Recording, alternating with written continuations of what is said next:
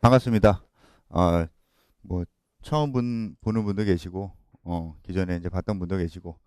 자, 오늘은, 저희 그 수업을 이제 들어가기 전에, 약간의 좀, 뭐, 오리엔테이션? 어떻게 이제 진행을, 할 건지, 그 다음에, 공부는 또 어떻게 하셔야 되는지 가장 그, 뭐, 최선의 방법이라고 하기는 좀 뭐하지만, 이렇게 하는 게 이제 가장 괜찮지 않을까라는 차원에서 좀 몇 가지 말씀을 좀 드리고 시작을 하겠습니다. 네, 일단 우리가 지금 보는 요 3월에서 6월까지 강의가 3월에서 6월까지 강의가 어 1, 6월 때 강의는 좀 전반적인 내용을 이제 큰 틀에서 좀 바라봤다면 이제 3월부터 6월까지 하는 요 강의는 조금 더 이제 세부적으로 그러니까 1, 2월 강의에서 했었던 내용이 거의 뭐 그대로 나오긴 하지만 그 내용에다가 전공적인 내용에다가 실제 이제 관련된 기출 문제를 같이 보면서 기출 문제를 같이 보면서 어 1, 2월 강의 때 했었던 그런 이제 전체적인 그 내용이 머릿속에 다 들어있다면 이제는 조금씩 이제 머릿속에 차곡차곡 이제 나름대로 분류도 하고 정리도 하고 이런 단계라고 좀 생각을 하시면 될 것 같습니다. 특히 이제 요 3월에서 4월까지는 어 인문지리 위주로 이제 강의를 할 거고 그래서 요 이제 교재를 보시면 인문지리 3, 4월 강의 이제 인문지리 내용만 쑥 대부분 이제 들어가 있는데 마지막 한 8주 정도 되면 8주 정도 되면 이 인문지리 강의가 이제 다 끝나고 자연지리 강의도 일부 좀 들어갈 수가 있습니다. 근데 전체적으로 보면 3, 4월 달은 이제 인문지리 내용이 이제 주로 들어갈 거고 그다음에 5, 6월 달 같은 경우에는 자연지리하고 교육론 파트하고 그렇게 이제 들어갑니다. 그래서 얘네들 같은 경우에는 왜 이제 두 달은 8주는 이제 인문지리 하나로 잡고 그 다음에 나머지 8주는 교육론이나 자연지리 이렇게 묶었냐면 좀 이따가 이제 말씀을 드리겠지만 14년도, 15년도, 16년도 문제를 가만히 보시면 뭐가 이제 주로 출제가 되고 있는지 대충 이제 아실 수 있습니다. 그래서 그런 것들을 좀 고려해서 3, 4월 달 같은 경우는 8주는 이제 인문지리로 가고 나머지는 이제 자연지리하고 지리교육로 이렇게 이제 들어가는 걸로 이제 계획을 잡았고 그 다음에 이제 1, 2월 때는 뭐 하나부터 열까지 싹 모든 분야를 다 이제 다뤘다면 이제는 뭐가 중요하냐면 실제로 이제 뭐 아까도 이제 어떤 분하고 말씀하시면서 얘기를 하면서 이제 드렸던 말씀인데 우리는 지리학을 공부하는 게 아니기 때문에 철저하게 시험다운 준비를 좀 하셔야 됩니다. 근데 그게 이제 무슨 말이냐면 철저하게 시험다운 준비를 하려면 가장 중요한 게 기출 문제입니다. 근데 이거를 대부분 처음 어떻게 하시냐면 기출 문제를 풀어봅니다. 그리고 나서 관련된 내용을 이렇게 정리를 하는데 기출 문제 풀이가 중요한 게 아니라 우리한테는 뭐가 중요하냐면 기출 문제를 분석하는 게 중요한 겁니다. 도대체 어떤 영역에서 어떤 주제가 언제 나왔었고 얘네들이 그 다음 연도에 이렇게 똑같이 나온다면 어떻게 바뀌어 있고 그리고 얘네들이 이런 주제가 여기에 나오면 또 이제 나오는지 안 나오는지 이런 전반적인 내용을 분석을 하는 게 가장 중요합니다. 그리고 나서 얘네들을 토대로 해서 내용을 전공 내용을 이제 정리를 하시고 근데 이 전공 내용을 정리를 하실 때 전공적인 부분과 요런 부분들도 정리를 하셔야 되지만 여기에다가 수능이나 평가원에서 다루고 있는 이런 내용까지 같이 보셔야 됩니다. 왜냐하면 요 내용 같은 경우에는 교과서에 나와 있는 내용을 기반으로 해서 문제를 만들어내는 거기 때문에 교과서를 따로 보지 않아도 도대체 어떤 부분이 이제 교과서에서 강조되고 있는지를 알 수가 있다는 겁니다. 그래서 수능이나 평가원 문제도 같이 이렇게 보시면서 얘네들이 전공하고 어떻게 연계가 되는지도 같이 보셔야 되고. 이렇게 해서 내용 정리가 이제 어느 정도 마무리가 되면 요걸 가지고 이제 기출 문제를 요걸 가지고 이제 기출 문제를 실제로 풀어보는 과정이 이제 가장 괜찮을 것 같습니다. 그래서 처음부터 이렇게 이제 풀어보는 게 아니라 문제를 어느 정도 이제 분석을 하고 난 다음에 그 다음에 이걸 토대로 해서 내용을 정리를 하고 그리고 나서 실제로 기출 문제를 이제 풀어보면 처음에 분석을 하기 전에 기출 문제를 봤었던 시각이랑 나중에 이렇게 풀어보면서 보이는 시각이 많이 다릅니다. 그래서 이런 과정을 좀 거쳐서 3월부터 이제 6월까지 그렇게 이제 쭉 진행을 하시면 될 것 같습니다. 물론 이제 나는 뭐 이런 과정이 다 이제 정리가 되어 있다면 바로 이제 이렇게 가셔도 되는데 이게 이제 완벽하게 이제 이렇게 이제 정리가 이제 되어 있으면 괜찮은데 안 되어 있는 부분 그런 분들도 있기 때문에 이 전공이나 이제 이런 교과서와 관련된 이런 내용들까지 같이 이렇게 해서 내용 정리를 하시고 이렇게 내용 정리를 하다 보면 뭐가 보이냐면 어떤 전공책을 딱 펼쳤을 때 얘는 시험 문제 나오는 부분이구나 안 나오는 부분이구나 이게 어느 정도 걸러집니다. 그래서 경제지력 책이 뭐 이렇게 두꺼운데 여기에서 다 나오는 게 아니라 안 나오는 부분은 계속 안 나옵니다. 그리고 나오는 부분은 계속 나옵니다. 근데 이게 우리 전공만 이제 그런 게 아니라 임용시험만 그런 게 아니라 수능이나 평가원에서 다루고 있는 이런 문제들이나 주제들도 마찬가지입니다. 작년에 안 나왔어? 그러면 올해도 안 나올 가능성이 많습니다. 작년이나 재작년 안 나왔어? 그럼 올해 안 나올 가능성이 많습니다. 작년에 나왔어? 재작년에 나왔어? 그러면 올해 나올 가능성이 많다는 겁니다. 예전 우리 임용시험 같은 경우에는 아주 집요하게 막 이렇게 구석진 데서 찾아가지고 문제를 내고 이제 그랬었는데 지금은 문제 트렌드가 그런 트렌드가 아닙니다. 그래서 예전에 중요했던 문제들은 지금도 중요하고 예전에 안 중요했던 문제는 지금도 안 중요합니다. 그러니까 공부를 하실 때 얘가 그래서 가장 필요한 거다.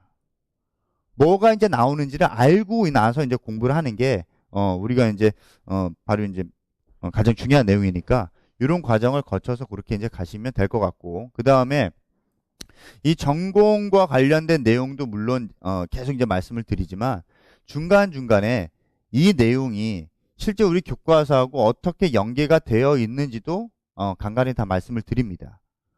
그러니까 얘네들은 시간이 나실 때 따로 찾아보셔도 되고 안 나면 뭐 안 찾아보셔도 상관없습니다. 제가 다 말씀을 드리니까.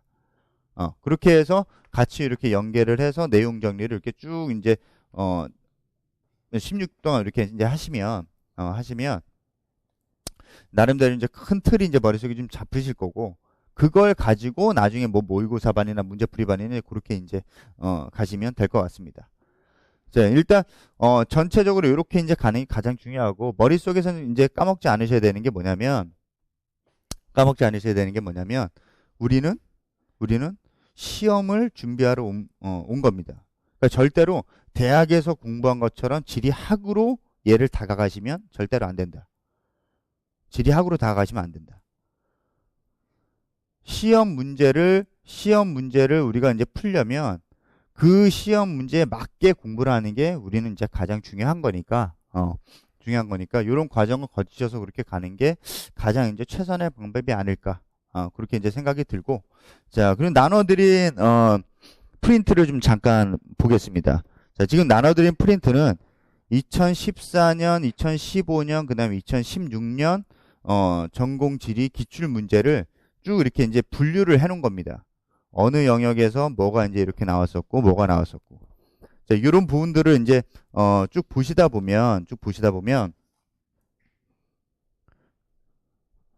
2014년도부터 이제 16년도까지 문제를 이렇게 보시다 보면 총 문제 수가 이제 이렇게 나와 있고 그 다음에 영역 그 다음에 주제 내용 뭐 이렇게 쭉 나와 있는데 주제는 큰 뭐 우리가 공부할 때 필요한 그 뭐 전공에서 나오는 그런 큰 주제를 얘기하는 거고 내용은 뭐냐면 그 문제에서 요런 내용들을 주로 이제 물어봤었다. 그래서 이런 것들을 좀 토대로 해서 보시면 될 것 같습니다. 자, 일단 2014년 같은 경우에는 서답형이 이제 처음 이제 시작이 됐었고, 그 전에 이제 객관식으로 이제 문제가 이제 나왔었고, 그 객관식 전에는 이제 서답형이 이제 이렇게 출제가 됐었는데,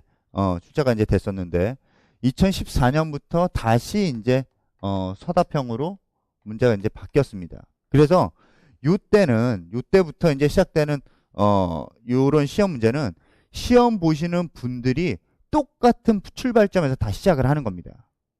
왜냐하면 요 전에 이제 공부를 하셨던 분들 같은 경우에는, 그러니까 뭐 요거까지 뭐 되시는 분들 모르겠지만, 요거까지 이제 2014년 전까지 공부를 하셨던 분들은 대부분 객관식에 좀 익숙해지셨던 그런 분들이 대부분입니다.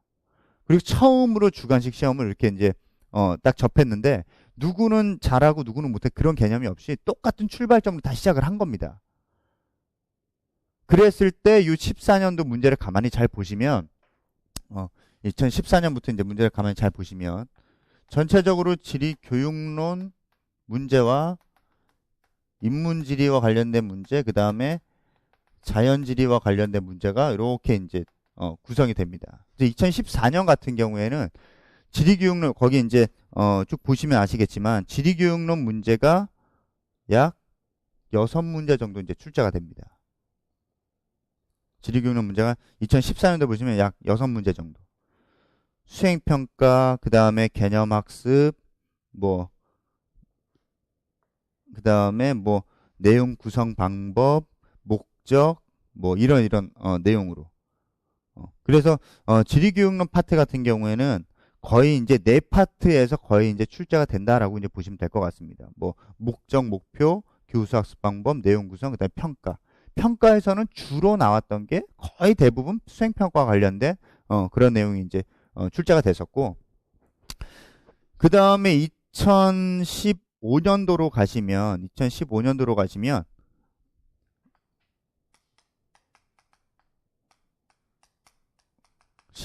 가시면 지리교육론 문제가 동일하게 또 이제 6문제가 출제가 됩니다. 그래서 거기서도 이제 15년도 보시면 지리교육의 편찬, 목적, 그 다음에 교수학습, 그 다음에 평가, 교수학적 변환, 선행조직자 모형, 이런 식으로.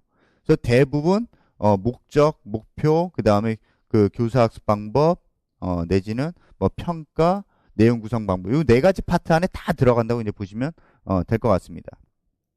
자, 2016년 같은 경우에는 지리교육론 문제가 이제 4문제, 4문제로 이제 다소 줄어든 경향이 보입니다. 이제 지리교육의 패러다임, 그다음에 답사 유형, 그다음에 문제 기반 학습, 이런 식으로 약간 이제 문제 수가 조금 이제 줄어든 그런 모습이 이제 보이고, 수업 도입 단계, 오수배 학습 이론, 삐아제 학습 이론, 이런 식으로 이런 것들이 이제 조금 이제 줄어든 그런 모습이 이제 보입니다.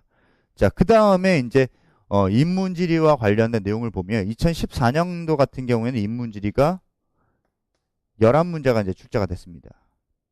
지도학이나 이제 GIS 포함을 해서 인문지리 이제 11문제가 이제 출제가 됐고, 그 다음에 15년도에는 10문제, 그 다음에 16년도에는 12문제. 내용 같은 경우에는 인문지리와 관련된 그런 내용들 같은 경우에는 분야가 어느 한쪽에 치우쳐서 이렇게 나온다라기보다는 인문지리 거의 전 영역에 걸쳐서 출제가 되더라. 그런 이제 특징이 좀 보입니다. 지역지리와 관련된 거, 정치지리, 인구지리, 경제지리, 등등등, 지도학, GIS 거의 전 분야에 걸쳐서 그렇게 쭉 출제가 되고 있는 것 같고, 특히 이제 경제지리와 관련된 그런 부분에서는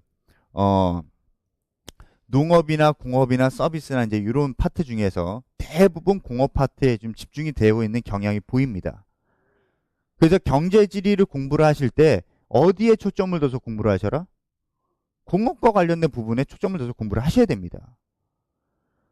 농업 부분 잘 나오지도 않는데 여기에 너무 이론적인 공부를 하는 시간을 많이 투자를 하시면 나중에 이제 엿될 가능성이 있기 때문에 그렇게 이제 가시면 안 되고 그래서 주로 출제되는 파트가 이런 파트구나라는 거를 요 분석 문제 전공 문제 분석을 통해서 그렇게 이제 가늠을 좀 하시면 될 것 같습니다.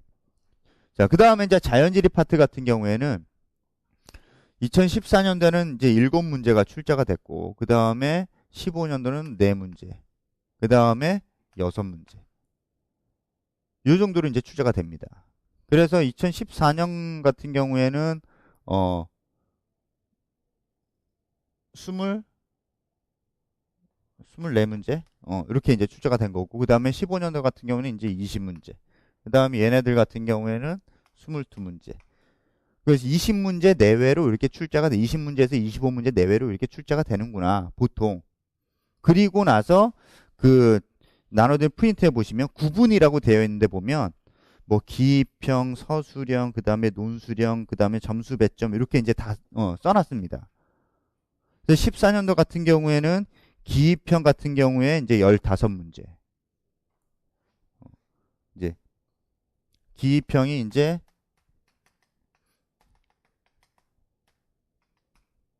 여기 잘 보이시는지 모르겠지만 이제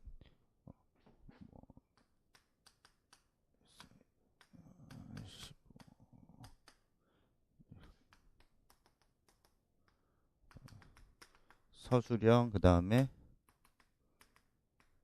이렇게 이제 따로따로 이제 또 보다 보면 2014년도 같은 경우에는 기입형 문제가 뭐 15문제.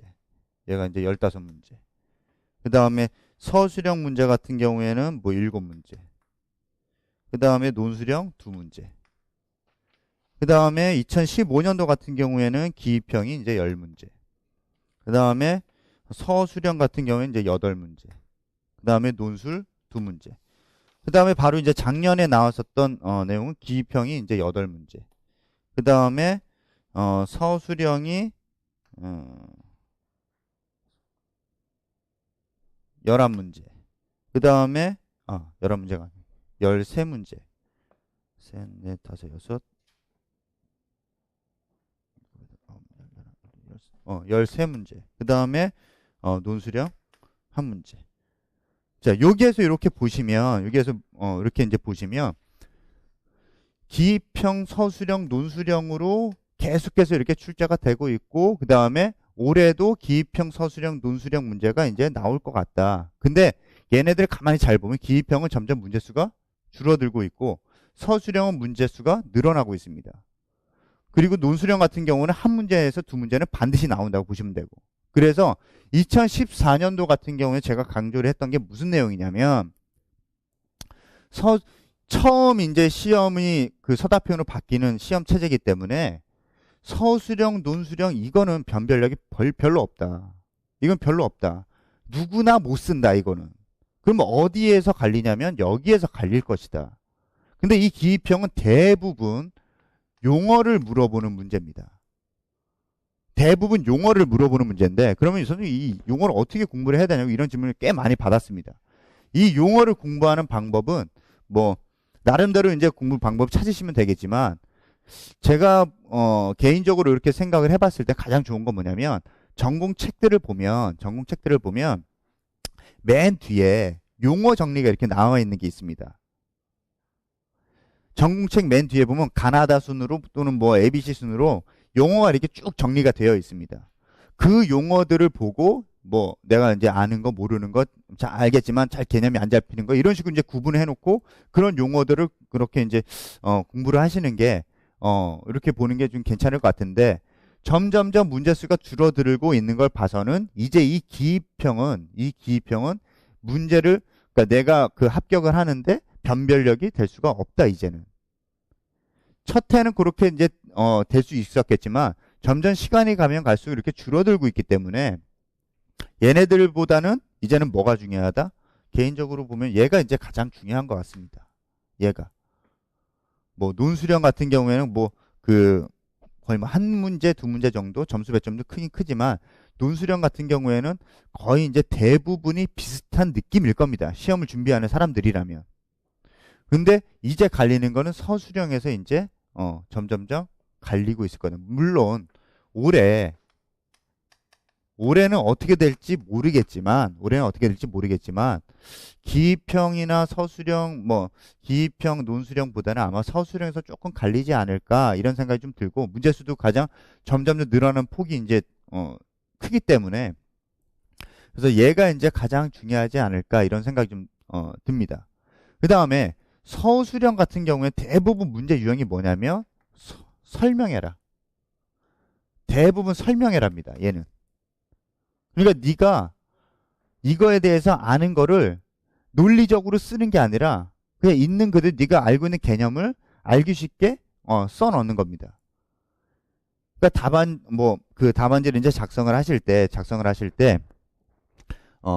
이 서술형 같은 경우에는 대부분 이제 설명을 해라. 뭐 이게 뭐냐, 뭐 설명하시오, 뭐 이런 식으로 많이 이제 출제가 되기 때문에 기본 개념이 가장 중요하다. 기본 개념이 가장 중요하다. 그런 말씀을 좀 드리고 싶고, 그 다음에 논술형 같은 경우에도 가끔 그 문제를 보시면 논술형 같은 경우에 뭐 설명해라 이렇게 나오는 문항도 있지만 말로는 설명해라인데 그냥 설명하듯이 그냥 쭉 나열만 하면 좀 안 될 것 같고, 여기에서 이제 중요한 거는 이제 출제자가 어떤 의도를 가지고 이제 냈는지 그걸 파악을 하는 게 가장 급선무인 것 같습니다. 뭐 논술형이니까 기본적으로 이제 서론, 본론, 결론 이렇게 내는 거는 이제 당연한데, 그렇게 이제 전형적인 논술 시험처럼 그렇게 안 쓰셔도 상관은 없어 보입니다. 그랬을 때 가장 중요한 건 뭐냐면 서술형이나 논술형에서 가장 중요한 게 뭐냐면 그 문제에서 요구하는 의도를 파악을 하고 출제자가 의도하는 용어를 반드시 써야 된다. 예를 들어서 뭐 이런 겁니다. 예를 들어서 농업지역과 관련된 문제가 출제가 됐습니다. 예를 들어서 근데 요 지역의 농업지역과 요 지역의 이제 요 부분에 이제 농업지역이 이제 출제가 되는데 얘네들이 왜 차이가 나는지 한번 써봐라. 그러면 그 농업과 관련된 문제가 이제 출제가 되면 그 안에는 답안지 안에는 반드시 어떤 내용이 들어가 있어야 되냐? 그 지역의 기후 개념이 들어가야 됩니다.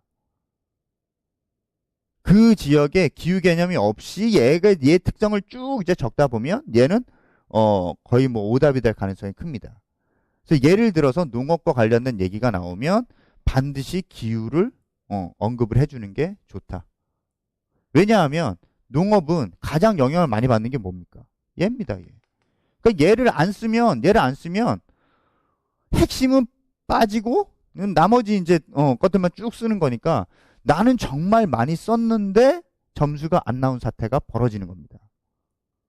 그러니까 핵심적인 내용을 이제 그렇게 파악을 해서 쓰는 게 중요하다. 그래서 그런 요런 문제들을 보고 실제 기출 문제를 보고 얘네들이 이렇게 이제 구성되어 있는 걸 보면 아, 내가 지금 요 파트에서는 어떻게 공부를 해야 되고, 이 지리교육론 파트 같은 경우에는 대부분 좀 전에 말씀드렸다시피 네 가지 분야에서 다 출제가 됩니다. 네 가지 분야에서 목적, 목표, 교수 학습 방법, 그 다음에 내용 구성, 그 다음에 평가. 거의 그 네 분야에서 다 이제 출제가 되고 있고, 그 다음에 인문지리는 전 영역에 걸쳐서 다 이제 출제가 되고 있다. 자연지리 같은 경우에는 거의 이제 뭐 출제위원이 누구냐에 따라서 조금 달라지긴 하지만 그런 걸 제외하고 자연지리 기출문제를 이렇게 쭉 보다 보면 대부분 하천 아니면 해안 요 정도 거의 그 중학교 고등학교 그 교과서에서 강조하고 있는 그런 파트들이 거의 그대로 이제 출제가 되고 있는 것 같습니다. 그러니까 자연지리 파트 같은 경우에는 인문지리 파트에 비해서 문제수가 적습니다.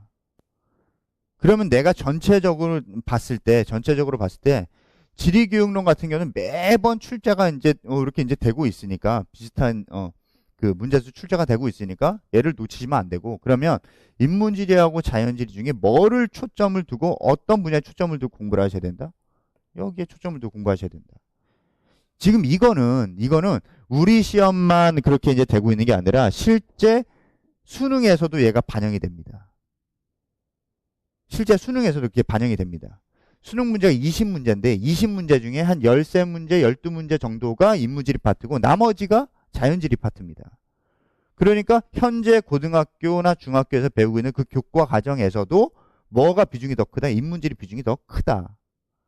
근데 얘가 임용시험에서도 그대로 나타나고 있다.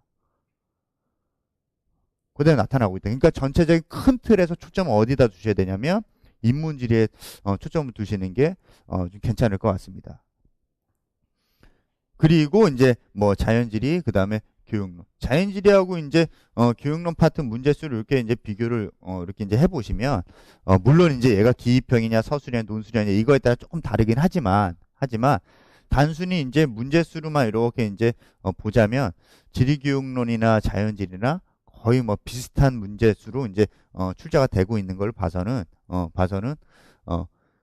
인문지리 상대적으로 인문지리의 내용이 조금 더 이제 초점을 둬서 공부를 해야 되지 않나. 그래서 제가 인문지리를 8주로 잡은 거고 자연지리하고 교육론을 나머지 8주로 잡은 겁니다. 뭐 이런 그 큰 개념들을 좀 보시고 그렇게 이제 들어가셨으면 좋겠고, 그 다음에 지금 나눠드린 요 그 문제 분석 자료는 지금은 잘 안 와닿을 수도 있는데 시험에 거의 이제 임박해서 이렇게 보시면 뭐를 이제 보시면 되냐면 14년, 15년, 16년 이렇게 가면서 지리교육론 문제가 이런 문제가 나왔었네. 15년도에는 이런 문제가 나왔었네. 16년도에는 이런 문제가 나왔었네. 그런 것들을 따로 영역별로 이렇게 구분을 해보시고 순서대로 이렇게 정리를 해보시면 거의 뭐 비슷한 파트에서 계속 출제가 되고 있다라는 게 보이실 겁니다. 뭐 문화지리 파트, 뭐 정치지리 파트, 뭐 이런 식으로 14년, 15년, 16년 그렇게 이제 문제를 쭉 이제 보시다 보면 그런 이제 파트별로 좀 중요한 그런 내용들이 보이지 않을까 그런 생각을 좀 해봤습니다. 그래서 거기 이제 뭐 주제도 주제지만 실제로 그 출제가 됐었던 그 내용들도 가만히 좀 이렇게 살펴보시고 개인적으로 이렇게 이제 좀 정리를 그렇게 이제 해주셨으면 좋겠습니다. 자, 잠깐 쉬었다가 본격적으로 이제 들어가도록 하겠습니다.